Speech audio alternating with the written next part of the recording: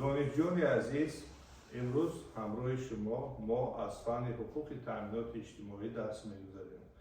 باید تاکید نمود که فن حقوق تامینات اجتماعی از سال 2010 این جانب در جمهوری تاجیکستان در اساس کتاب‌های درسی همچون فنی مستقل و همچون ساحه مستقل حقوق مورد آموزش و درس قرار داده می‌شود. و برای آموزش فن مذکور یک قطار ادبیات‌های جای دارند که آنها برای من بعد پای در پای آموختن موضوعهای فن حقوق تامینات اجتماعی به شما کمک می‌نماید. از این رو ادبیات‌هایی که برای آموزش فن ضرور است شما نوشته گیرید. اولا سنگینов دشه شاهنصرالدینов ن حقوق تامینات اجتماعی جمهوری تاجیکستان کتاب درسی دوشنبه اربد سال 2010. دوم سنگینov دشه حقوق تامینات اجتماعی وسایل تعلیمی دوشنبه 2010. سوم سنگینov دشه حقوق تامینات اجتماعی وسایل تعلیمی دوشنبه 2012. دیگرش سنگینов деше Кабутов Э.Д. Право социального обеспечения Республики Таджикистан. Учебное пособие. Душанбе 2013 год. Минбада адабиёт Сангинов деше Кабутов Э.Д. Шонасреддинов Н. ҳуқуқи таъминоти иҷтимоии ҷумҳурии Тоҷикистон. васоити таълимӣ душанбе 2015. бояд таъкид намуд ки дар баробари адабиётҳои ватании зикршуда барои омӯзиши фанни ҳуқуқи таъминоти иҷтимоӣ инчунин як қадор адабиётҳои олимони рус низ тавсия мешаванд ки шумо метавонед дар асоси усули муқоисаи ҳуқуқӣ аз онҳо барои дарсҳои худ истифода баред.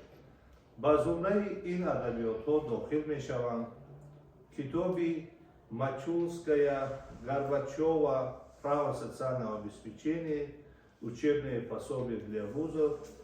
Москва 2000 год». ё ин ки китоби Сулейменова «Социальное обеспечение и социальное страхование. Москва. Экспертное бюро. 1998 год». ҳамин тариқ бояд гуфт ки барои омӯзиши фанни ҳуқуқи таъминоти иҷтимоӣ дар ҷумҳурии тоҷикистон адабиётҳои ватанӣ ва хориҷӣ хеле зиёд мебошад.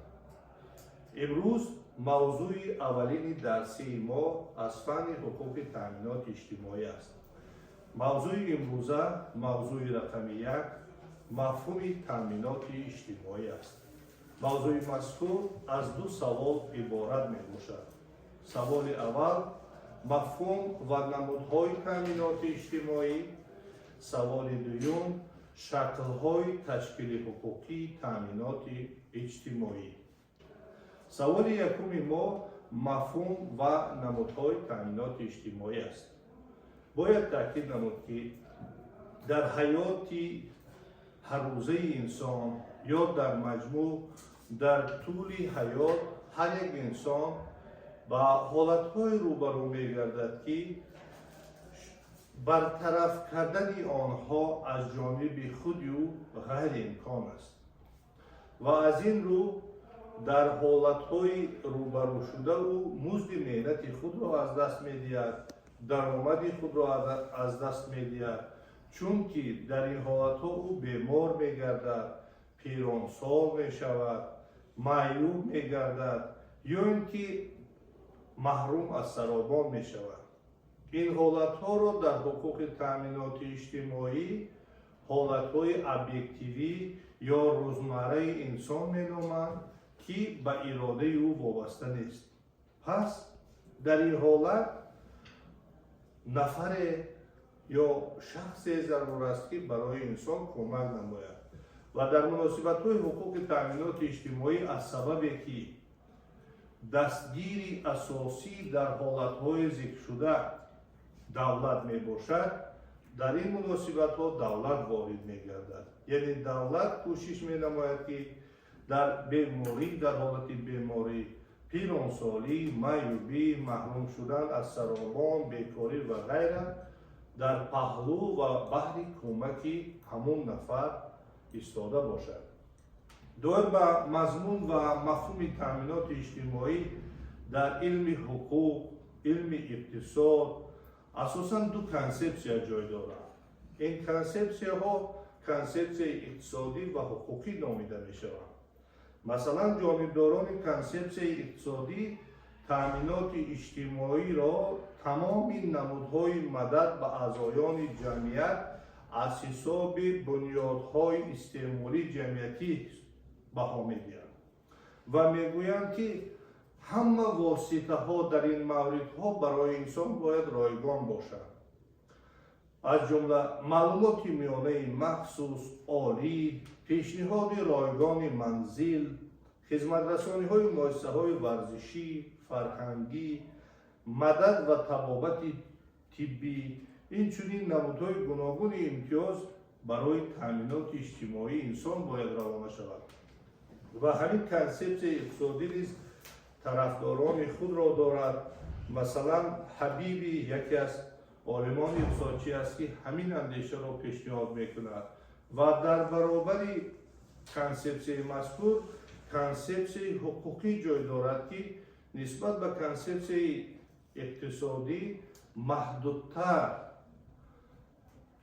نمودهای تامینات اجتماعی را نشان میدهد. از جمله جانبداران این کنسپسیا دوردنیفسکی پیشنهاد میکند که دایره تامینات اجتماعی باید تنها با نظر داشت مقصد، یعنی مدد جمعیت و انکشاف و حفظ انسان روانه شود.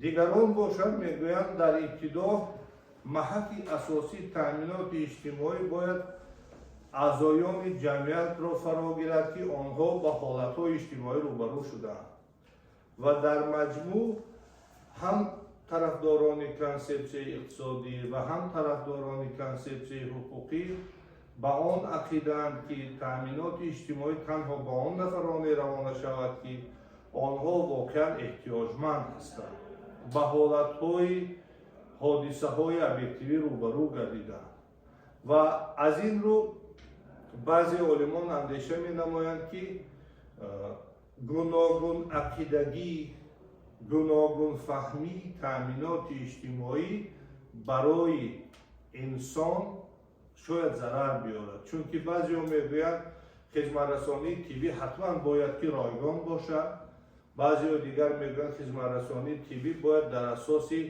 پرینسیپی سه جنبه، یعنی قسم از خدمترسانی طبی رایگان، قسم کودکی و در حالتهای علاوه قسم آمیخته باشد.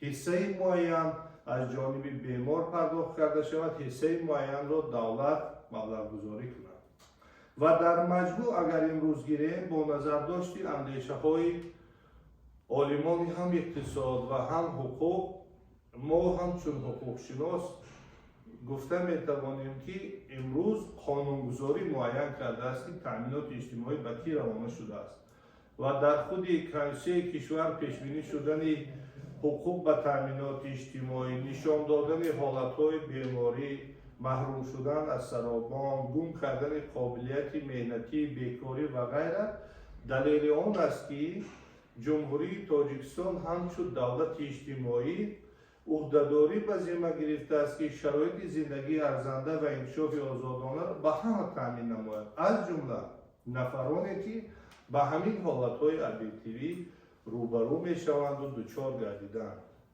اگر از نگاه نظریوی امروز مورد تحلیل قرار دهیم، ما می توانیم یک مفهوم عمومی اعتراف شده تامینات اجتماعی را پیشنهاد کنیم که آن از جانب هم عالمان اقتصاد و هم عالمان حقوق به اندیشه ما طرفداری می‌یابد و این مفهوم چنین است: تامینات اجتماعی شکل افاده سیاست اجتماعی دولت می باشد که بهر تامینات مادی گروه‌های علاهیده شهروندان از حساب مبلغ‌های بودجه دولتی و مبلغ‌های مرکزانده شده خصوصیت اجتماعی داشته، هنگام فرارسیدن حالت‌های از طرف دولت مقرر شده با مقصد برابر نمودن وضع اجتماعی شهروندان با وضع اجتماعی دیگر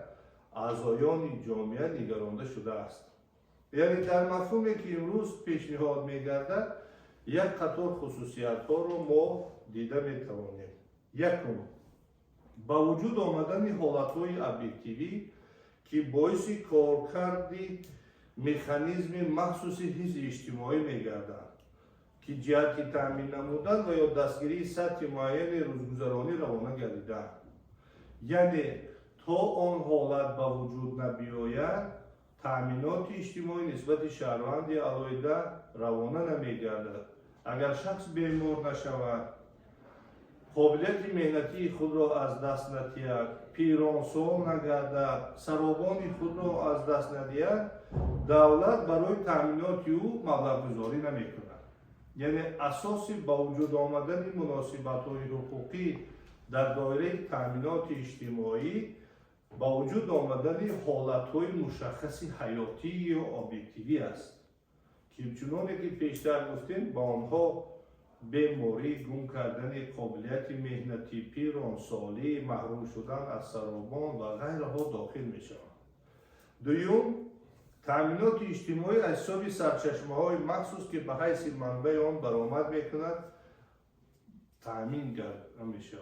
ببینید امروز ما در خود مفهوم دو عباره را استفاده بردیم. عباره اول بیوسته مبلغ‌های بودجه دولتی و عباره دوم مبلغ‌های مرکزانده شده خصوصیت اجتماعی داشته.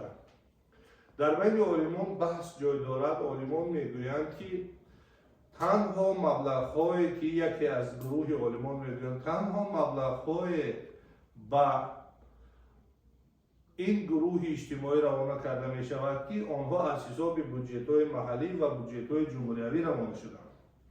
گروه دوم عالمان میگویند که در برابر بودجه محلی و بودجه جمهوری این چنین مبلغ‌های جای دارند که آنها میتوانند مقصدناک و ساحه اجتماعی روانه گردند. مثلا شما آگاه هستید که در مورد با وجود آمدن بیماری کووید 19 در جمهوری تاجیکستان فوندی مخصوص تأسیس داده شد که از همه شهروندان، شخصان حقوقی، حتی تشکیلات‌های بین‌المللی خواهش کرده شد که جهت مبلغ گذاری به این فوند سهم خود را گذارند و از حساب همین فوند جهت تأمینات داروباری، جهت جایگیر نمودن و یا پیشنهاد خدمت رسانی بعضی از شهروندان جمهوری تاجیکستان تبابت یافتند. پس معلوم گردد که عالمان گروه دوم با آن عقیده که غیر از بودجه این چنین مبلغ‌های دیگر با مقصدهای اجتماعی روانه گردیدن سرچشمه تأمینات اجتماعی بوده میتواند، آنها نیز اندیشهشان درست است و ما با نظر داشت همین دو اندیشه این روز پیشنهاد نموده ایستاده‌ایم که واقعا در برابر بودجه مبلغ‌های بودجه‌ای دیگر سرچشمه‌ها نیز میتوانند همچون منبع استفاده بری در بخش تأمینات اجتماعی استفاده گردد. سیوم، به عمل برآوردن تأمینات جهت روزگذرانی با طرزهای مخصوص. یعنی ما و شما باید دانسته باشیم که در حالت‌های با وجود آمده آن مبلغ‌ها با آن روانه می‌گردند که تنها روزگار انسان یعنی زندگی انسان گذرانده می‌شود. از این مبلغ‌ها شخص وضع مالیویش به نمی‌گردد. از این مبلغ‌ها شخص من بعد اگر قابلیت عملکنی خود را از دست داده باشد یا من بعد پیدا شود یا که بیمار بود و سلامت گردد و به کار برآید، این مناسبت‌ها قطع می‌گردند. یعنی این مناسبت‌ها مرحله را فرا می‌گیرند که همون نفر در همون مرحله موقتی قرار داشت. ولی اگر شما توسط واسطه اخبار عامه آگاه باشید، در پیام پیشوای ملت تاکید گردید که با عائله‌های کم‌بضاعت کمک یک وقتینه به مقدار 600 سومنی داده شد. یعنی این مبلغ‌های میباشد که برای پیشبرد زندگی انسان کمک میرساند. پنجم، خصوصیتی که تأمینات اجتماعی دارد مقرر گردیدن ترتیب به عمل برآوردن تأمینات اجتماعی و دایره اشتراکچیان یا در میان اجتماعی و حقوقی پیش بینی شده است. یعنی همه شخصانی که در اساس سندهای معیاری حقوقی جمهوری تاجیکستان برای گرفتن تامینات اجتماعی نامگوی آنها پیش بینی شده باشد، آنها به همین دایره گیرندگان تامینات اجتماعی داخل میشوند. مثلا عائله های کم بضاعت، ما مخصوص قرار حکومت جمهوری تاجیکستان در این مسئله داریم. گم کردن قابلیت مهنتی سند علایده پیش بینی شده است که چند وقت را فرا میگیرد. مثلا در کدکس مهنتی جمهوری تاجیکستان مقرر میگردد که شخص در دوام مهلت تا 4 ماه بنابر گم کردن قابلیت مهنتی میتواند که جای کاری و نگاه داشته شود. بعد از گذشتن 4 ماه یا اینکه حجت تصدیق کننده معیوبی او باید پیشنهاد گردد یا اینکه در اساس قانون‌های علایده سندهای معیاری حقوقی دیگر نمود بیماری او که مهلت بیشتر را امتیاز میدهد تصدیق کرده شود. از این رو گروه معین در اساس سند معین باید به همین حقوق تامین باشد. چنانکه که ما گفتیم کنستیتوسیون نامگوی آنها رو معین میکند. در زمینه کنستیتوسیون مثلا در ساحه طب باشد کدکس تندرستی جای دارد، در ساحه اجتماعیات باشد قانون مثلا درباره خدمت رسانی اجتماعی جای دارد، در ساحه‌های دیگر باشد قرارهای علایده حکومت جای دارند که آنها معین کننده همین گروه و مقرر کننده حقوق شخص و تامینات اجتماعی هستند. و دیگر مسئله که در این دایره باید مورد بررسی قرار داده شود، موضوع امروزه ما سوال اول فراگیری او است، نمودهای تامینات اجتماعی است. اگر به مفهوم این نمودهای تامینات اجتماعی رو بیاریم، آن نعمت‌های مشخص مادی و خدمت رسانی‌های میباشند که برای سوبیکتانی به تامینات اجتماعی حقوق داشته پیشکش میشوند. یعنی آن چیزهایی که آن نعمت‌هایی که در حالتی با وجود آمدن حادثه‌های اجتماعی به شخصان علایده داده میشوند و همه آنها را از روی تصنیفات میتوانیم به 3 گروه جدا نماییم. آنها یکم پرداخت پولی که آن نیز به زیرنمودها جدا می شود، به آنها داخل می شود نفقه، کمک پولی، جبران پولی و غیره.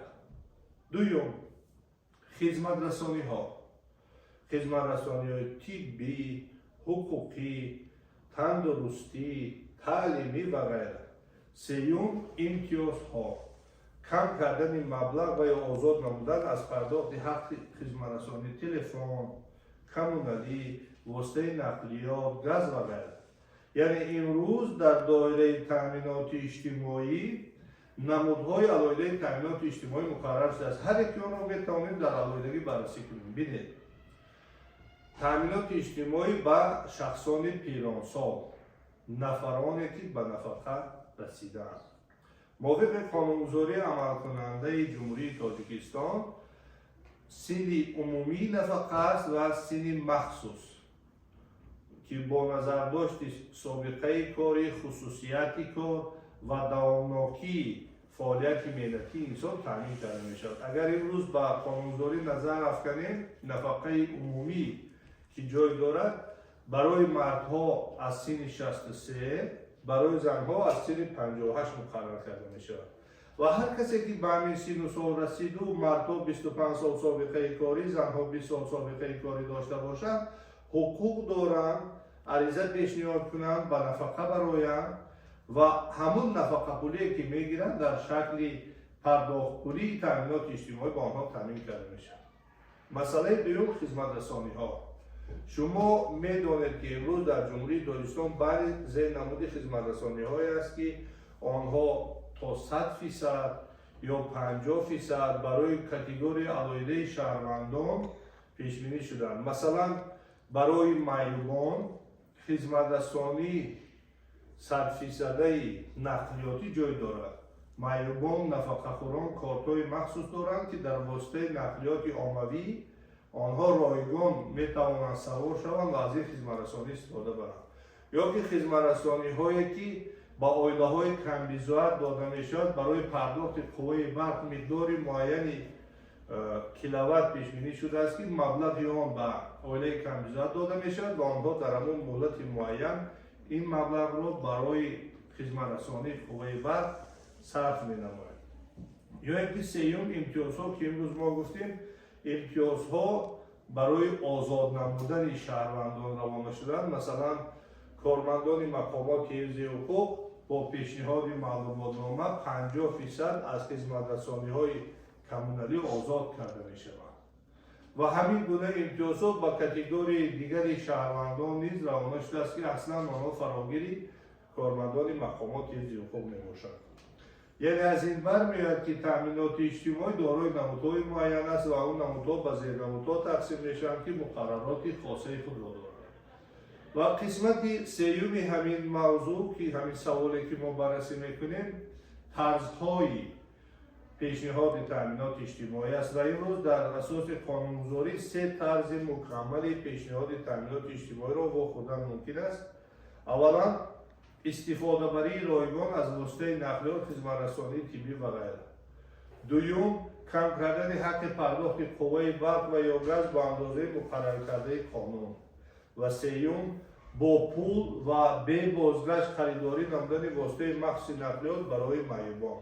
امروز بینید در جامعه حالتهایی را دیدن ممکن است که با گروهی معین شخصان از جمله معیوبان از جانب دولت در مهلت‌های معین یا عربچه معیوبی یا پرتز برای عضو بدن یا اینکه واسطه نقلیات مخصوص توفه کرده می شود.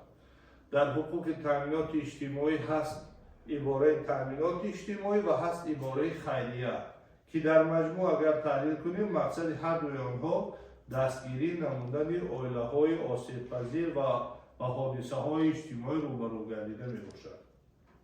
از این رو برمیاد که تامینات اجتماعی با نظر داشت نمود با طرزهای مخصوص برای هر یک شهروند و گروه شهروندان تامین کرده می شود.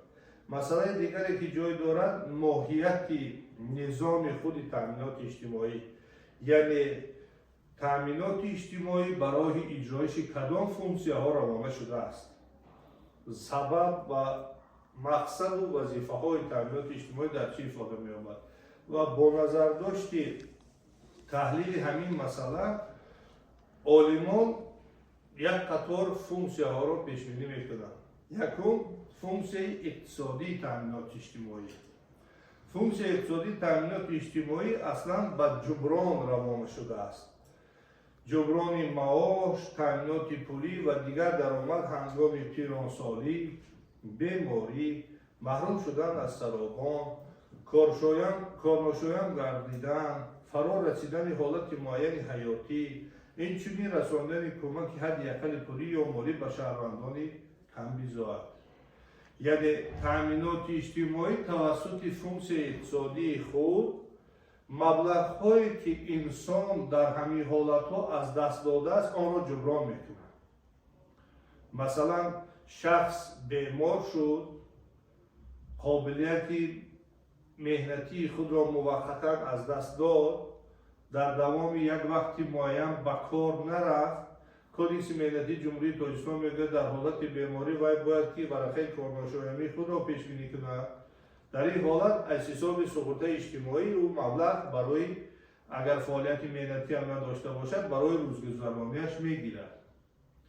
یا اینکه بینید در حالتی که شخص مثلا به نفقه میبره، موافق قانونگذاری امروز بعضی کاتگوری شخصانی هستند که آنها بعد از برآمدن به نفقه حقوق ندارند و فعالیت من بعده خود مشغول شوند.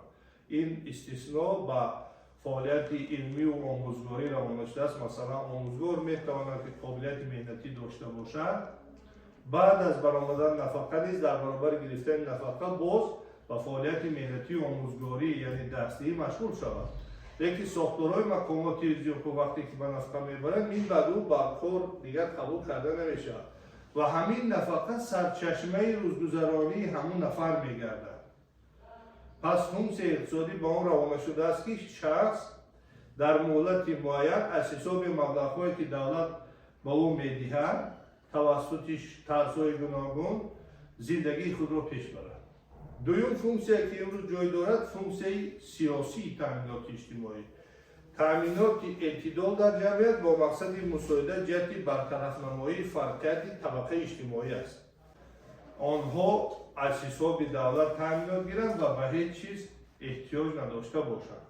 سیوم فونکسیای دموگرافی یعنی هوسمندگردانی بالا رفتن نفوذ اهالی که برای انکشاف معتدل مملکت ضرور است. امروز بینید تامینات اجتماعی توسط فونکسیای دموگرافیش مساعدت میکند که اهالی تاجیکستان باز هم زیادتر شود و خوشبختانه علاقه ما 10 میلیون شده. آهسته آهسته باز شماره تاجیکستان اهالی تاجیکستان در اساس استراتژی ملی رشد تا دوره سال 2030 باز هم زیادتر میگردد. از این برمیآید که تامینات اجتماعی برای زیاد کردن اهالی نیز توسط فونکسیای دموگرافی سهم خود را میگذارد. و چهارم فونکسیای اجتماعی یعنی برقرارسازی قابلیت مهنتی برای منبع پیشبرد فعالیت، یعنی در یک حالت معین دستگیری کردن شخص که در بین جامعه میل و تواند باز در این مناسبت ها وارد شود و توسط مهنت خود سرچشمه معین را به دست بیارد. و ما تحلیل ها گذرانیدیم و در اساس های موادهایی که مورد آموزش قرار دادیم امروز اندیشه داریم که در تامینات اجتماعی در برابر این 4 فونکسیون یک فونکسیون علاوگی حفاظتی یا محافظتی جای دارد. این فونکسیون به آن روانه شده است که شهروندان از حادثه های علایده اجتماعی حفظ کرده شوند. یعنی در اون حالت صورت گرفت اون عاقبت به وجود آمد شخص حقوق پیدا کند که توسط مکانیزم های معین حقوقی بهر حفظ حقوق های خود مراجعت کند. یعنی فونکسی حفاظتی تامینات اجتماعی در آن روانه شده است که از اما حادثه ها حقوق های انسان حفظ کرده می شود توسط گرفتن مبلغ های معین از جمله خدمت رسانی، پرداخت پولی و امتیازها. از این رو برمیآید که در جمهوری تاجیکستان بهر شهروندان تامینات اجتماعی پوره کفالت داده شده است. در سوال اول ما آیین به مفهوم، نمودها و ترس‌های تامینات اجتماعی با نظرداشت فونکسی‌های آن موضوع رو بررسی کردیم. اکنون می‌گذاریم به سوال دومی مفهوم تامینات اجتماعی. سوال دوم شکل‌های تشکیل حقوقی تامینات اجتماعی است. پیش از بررسی نمودن باید با خود مفهوم شکل‌های تشکیل حقوقی تامینات اجتماعی رو ببینیم. امروز شکل‌های تشکیل حقوقی تامینات اجتماعی این تشکیل نمودن تامینات اجتماعی در شکل‌های علاهیده وابسته به نشانه‌های دایره تامین شوندگان، سرچشمه‌ها و طرزهای تأسیس بنیادها جهت مالیه کنانی این چهارمینی‌ها، شرط‌ها و حجم تامینات و مقامات تامین کننده است. یعنی از این مفهوم برمی‌آید که شکل‌های تامینات اجتماعی فراگیر سوبیکتان، منبع‌های مبلغ گذاری، طرزهای تامینات و راه‌های در قانون پیش‌بینی شده این تامینات میباشد. و فعلا شکل‌های تامینات اجتماعی، شکل‌های تشکیل حقوقی تامینات اجتماعی را ما میتوانیم به 3 گروه جدا نماییم. اولا سغورته دولتی اجتماعی. سغورته دولتی اجتماعی نظام نوع‌هایی از جانب دولت کفالت داده شده تامینات اشخاص سقوط شده هنگام محروم گردیدن از مزد مهنت یا درآمد بر اثر بیماری، آسیب مهنتی یا بیماری کسبی، معیوبی، حامله‌داری و تولد، پیرانسالی، بیکاری، از دست دادن سرابان، فوتیدن و دیگر حالتهای مقررنده قانون‌های جمهوری تاجیکستان را می‌نامند که از حساب سهم‌های حتمی سقوطی کارفرمایان و شهروندان صورت می‌گیرد. یعنی در این شکل تشکیل حقوقی تامینات اجتماعی نفران وارد هستند که آنها خودشان از حساب مبلغ‌هایشان سقوطه شدند. مثلا کارمند هنگام فعالیت مهنتی اندازی اجتماعی می‌سپارد. کارمند هنگام فعالیت مهنتی маблағҳои муайяни суғуртавӣ пардохт мекунад. мувофиқи ин қонунгузорӣ ҳар нафаре ки дар муносибатҳои суғуртавӣ ворид мешавад ҳиссаи муайяни маблағ пардохт мекунад ва дар ҳолати ба вуҷуд омадани ҳодисаи суғуртавӣ аз ҳисоби ҳамон маблағҳо пардохткунӣ ба ӯ дода мешавад. дуюм, шакли ташкили ҳуқуқи таъминоти иҷтимоӣ. таъминоти иҷтимоӣ аз ҳисоби фондҳои марказоидашуда ё ин ки онҳоро фондҳои ғайрибуҷетӣ меноманд. ин ба хизматчиёни давлатӣ, хизматчиёни ҳарбӣ, оилаҳои онҳо, инчунин дигар хизматчиён вобаста ба хусусияти хоси фаъолияти онҳо пардохт мегардад. воситаҳо барои пардохти ин категорияи шахсон пешбинишуда аз бунёдҳои ҷумҳуриявӣ гузаронда мешаванд ва ба мақомоти дахлдор пардохт мешаванд.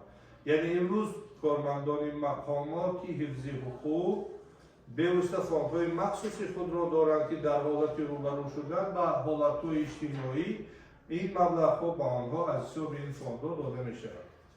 ва сеюм, таъминоти иҷтимоии давлатӣ. ин ба шахсони камбизоат ва оилаи онҳо аз ҳисоби давлат пардохт намудани маблағҳои муайянро дар назар дорад ва он на танҳо маблағ, балки кӯмакпулӣ, ҷубронпулӣ ва расонидани хизматҳои иҷтимоиро фаро мегирад ва таъминоти иҷтимоии давлатӣ дар муносибатҳои меҳнатӣ ва пардохтҳои суғуртавӣ аксаран ҷой дорад ва ба онҳо вобастагӣ дорад. пас маълум мегардад ки дар ҷумҳурии Тоҷикистон айни ҳол барои таъминоти иҷтимоии шаҳрвандон ҳама шароит муҳайё гардидааст. онҳо аз пардохтпулӣ, имтиёзҳо, хизматрасониҳо истифода мебаранд.